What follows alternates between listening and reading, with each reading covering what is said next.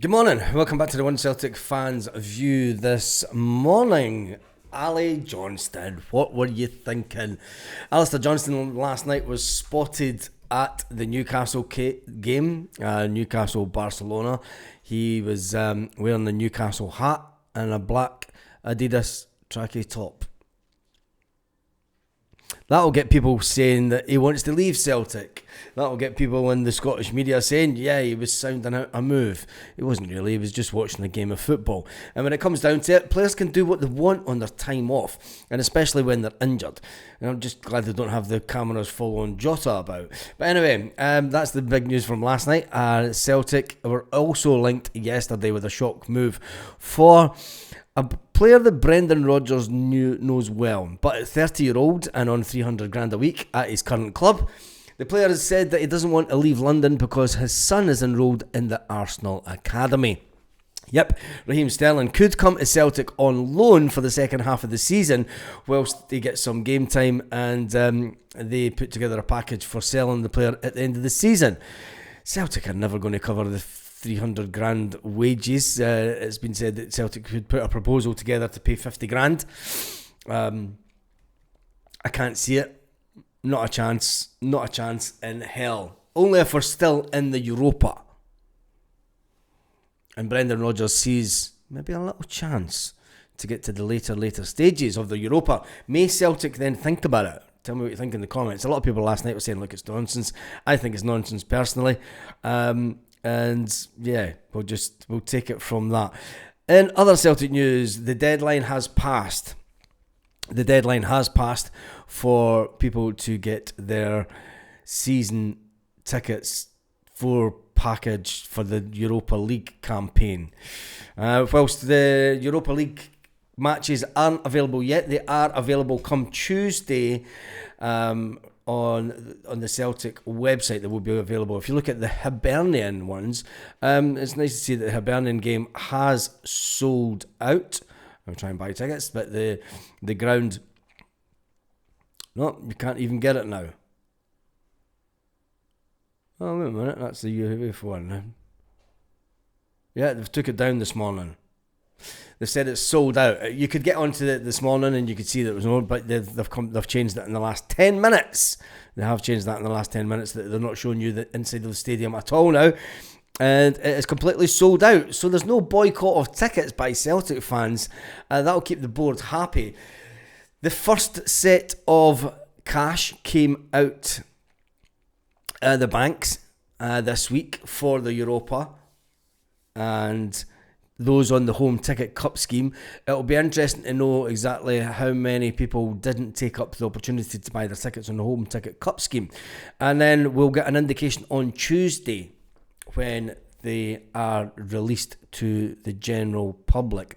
That's the big day for me, when the tickets are released on Tuesday to the public. We'll then know how many people have decided not to take up their tickets for the Europa games.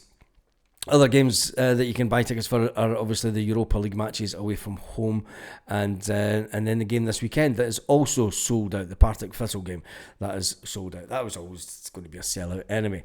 But when it comes to Celtic news, it's a case of we're sitting waiting on the PLC making some kind of noise, considering the action that has been taken by fans. Do the club need to come out and say anything? Although people have been asking, and the open letter to the board calling for the heads. I mean, that's all it basically called for. It didn't ask to enter into any dialogue. And I think there needs to be some kind of dialogue. And I know that the people have been asking for dialogue with the club for a long, long time, and they don't get it. Where did the club go from here? They will be releasing the financial statements on Monday, I reckon. Tuesday, they then open up the Europa to the general public. And I think that the Celtic board, being all honest, I think that the Celtic board are just going to hunker down into their little nuclear bunker that is inside Parkhead, that heads down and goes to the underground train line station. Doesn't, but just wind the hands up, think it does. And they won't say anything. They don't need to. The merchandise is still selling. There's no a boycott of merchandise taking place. Everything's happy days as far as the Celtic board are concerned. Brendan Rodgers is trying to smooth over any animosity between the fans and Michael Nicholson and Chris Mackay. He's obviously came out and said that, look, I work with these guys on a daily basis, and these are good Celtic guys. Trying to smooth things over. What will happen this week? Surely there'll be a statement by the fans groups who will decide on what protest that they will take place this week. I don't think anything's came out about that as yet. No, nothing yet. The last update we had was obviously the meetings of the minute from the week before, and then the meeting this week was obviously setting up the steering committee, setting up subgroups, general assembly, schedule meetings, and building an election process for going forward. And then they were talking about potential match day actions for Partick Thistle. If they are trying to make change, you would have actions at every single match. It's just got potential match day actions. You would want some kind of demonstration at every single match. Anyway, the internal communication strategy, branding, logos, etc., messaging, and how best to utilise the Celtic fan media. Whilst we don't expect to come up with a full strategy and branding planned for the actions, the full steering group meeting, we hope that this process in building an outline and what it will look like.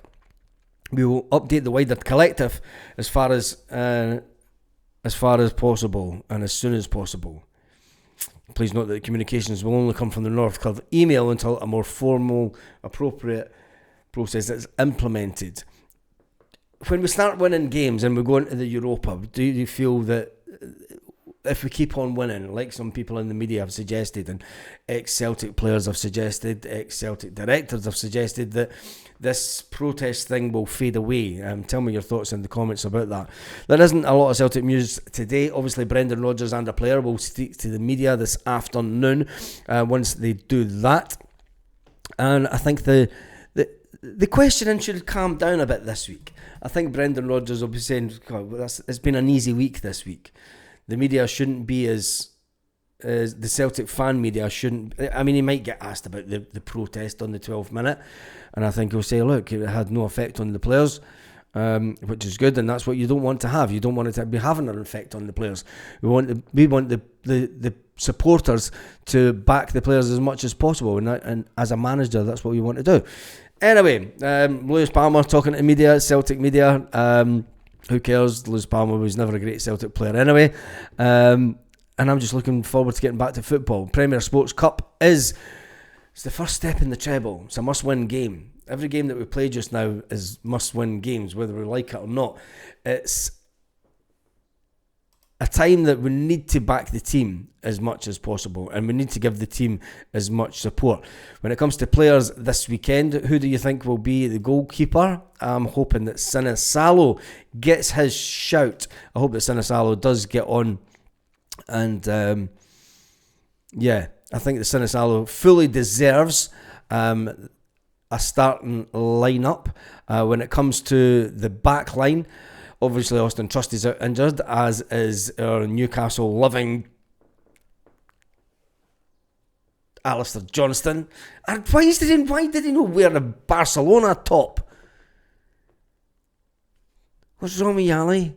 You should have been wearing a Barcelona top, man. You should have been on the... It's like, seriously? I feel let down by Ali Johnson. That's just more personal. You should have been wearing a Barcelona top all day long. Never a Newcastle.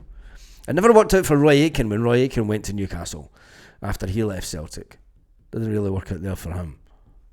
Alistair, don't even think about it. Anyway, will Jamal Simpson-Pusey get a start before Liam Scales? And will Cameron Carter-Vickers be starting as well? Or will they bring in Dane Murray and Jamal Simpson Poosie to start the game. Is that too much a bigger risk for Celtic and Brendan Rodgers? I think so. Brendan Rodgers will go with the best possible team that he can, because let's face it, it's a cup competition and we need to get to Hampden to get one step closer to the final. Will Inamura make an appearance on the bench since Tony Ralston isn't there, or will Marcelo start as normal? Well, I think that, and then you've got Kieran Tierney. It's an interesting one, because there's a couple of young boys that they're not on this squad, they are still in the B team squad picture. I wish they would just promote them, promote them into the B team. Do the right thing, Celtic. I mean, they train with the Celtic team on a week-to-week basis. And then we've got the midfield. Benji, will he start, or will Brendan Rodgers go with a midfield change? Will he go with Paulo Bernardo? Will he go with Arnie Ingles and Luke McCowan? Surely that's a strong enough midfield to attack and win a game this weekend. Surely it is. Rest Callum McGregor, James Forrest will be rested, and Rio Hatate. Will the real Rio Hatate please stand up? Anyway, when we go up to the forward positions, this we have an abundance of players. Obviously, Jota is out injured, but it leaves Bawishka. It leaves Yang. I can hear the deflation when you say that name. Kelechi, the man that says he's going to let me take this penalty, mate. He got off to the mark. Will he get some more game time just to get his up and running? Or will young Callum Osmond and Johnny Kenny get the shout? We've got an abundance of strikers. We've got Yamada, we've got Callum Osmond, we've got Johnny Kenny, we've got Kelechi, and Dyson Huffy Maeda that wanted the way, that then kisses the badge and says, I'm a Celtic player, I'm going to be a hero for the next... Who knows when he'll leave. But who would you play up front?